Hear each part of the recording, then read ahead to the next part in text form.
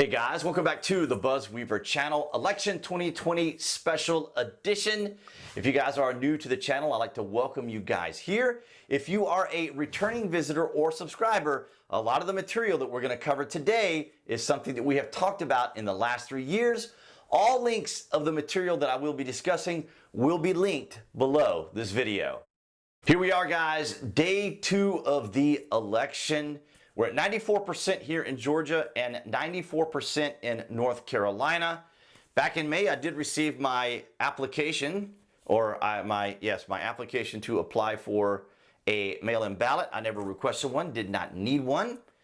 I voted in person back in June. We were able to vote in June into July.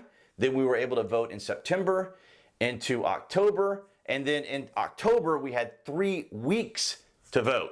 So it's very curious to see why this is being held up. Of course, we knew that the ballots were going to be a point of contention, a strategy by the Democrats because, of course, they were pushing the pandemic.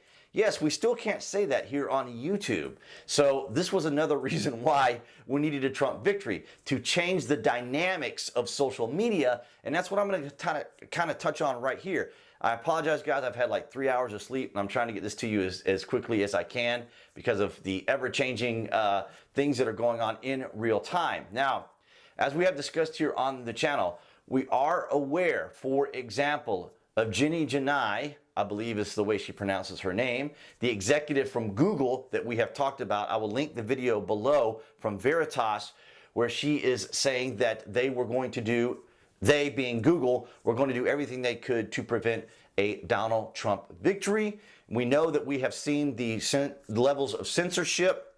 Just here as a creator myself, I can't mention the pandemic by name. I can't mention certain people's names who have been banned. I can't mention certain people's names from the UK that we have talked about here previously. I can't even mention some of the groups that are often targeted and or mentioned by Joe Biden as the poor boys. But of course, you guys know what their actual name is.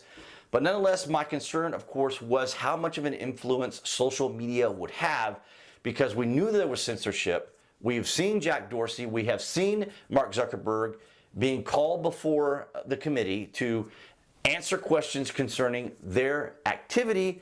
But then we also have, for example, Steve Huffman from Reddit, who said that his platform, which is the largest forum on the internet, said that he could easily manipulate our election process. So I'm curious to see how much of this has had an influence and impact on the current election.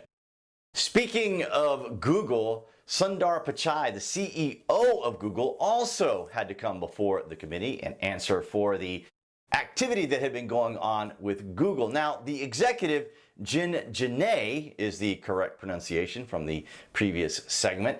But nonetheless, these were all concerns that I had because of how much of an impact social media has. We have already seen, for example, when Donald Trump came out just after Joe Biden had appeared to do his good night, we'll see what happens tomorrow speech, followed by President Trump, who, of course, being Trump, had to kind of inject the fact that he was on his way to a victory, which of course triggered Jack Dorsey at Twitter and the AI at Twitter, and maybe even Vijaya, the security executive there at Twitter, who do enjoy editing President Trump's information there on the site. Of course, that's a whole other conversation.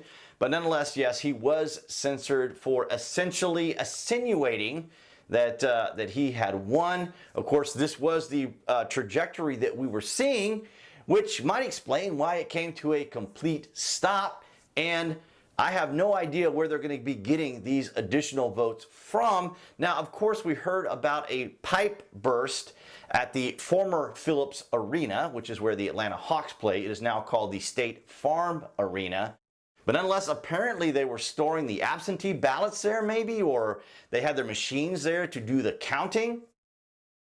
So that's kind of, we're all kind of just waiting on that. Now, the counting was supposed to resume this morning at 8 a.m. Eastern time here in Georgia. I've not seen any increase in the percentage. We are at 94 in Georgia.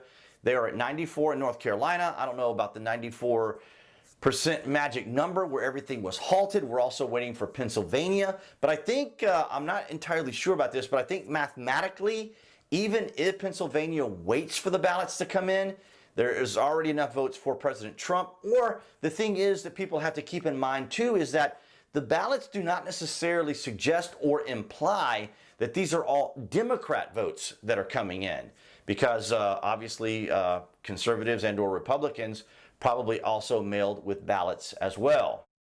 The big question, of course, is will we get a result today, tomorrow, or sometime this week? How long will we sit at 94% when the count was supposed to resume? Will it go for the projected direction of President Trump, or will it somehow be the hill the Democrats will die on for Joe Biden? I don't have anything against Joe Biden. I can clearly see objectively that the man has a level of cognitive decline. He struggles even to get through simple sentences, let alone a paragraph. I'm not saying that to be mean or disparaging of the man. It is evident.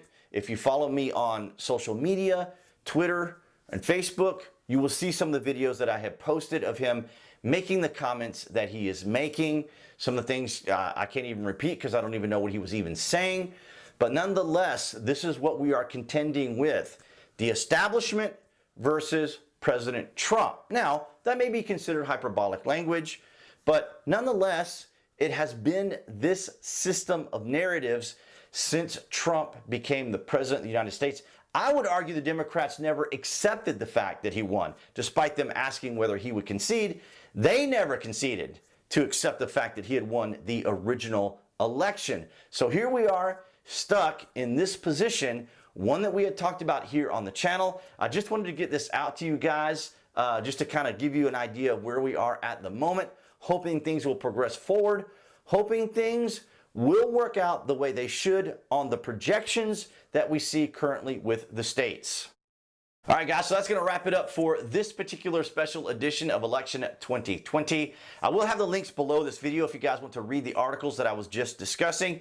And of course, we will continue to keep an eye on this. And then we will see if a Friday vlog will be available to you this week, considering that I'm putting this video out today. But nonetheless, guys, I will see you either this Friday or next Friday right there behind the camera. Secondly, we're in a situation where we have put together, and you guys did it for our administration, the President Obama's administration before this. We have put together, I think, the most extensive and inclusive voter fraud organization in the history of American politics.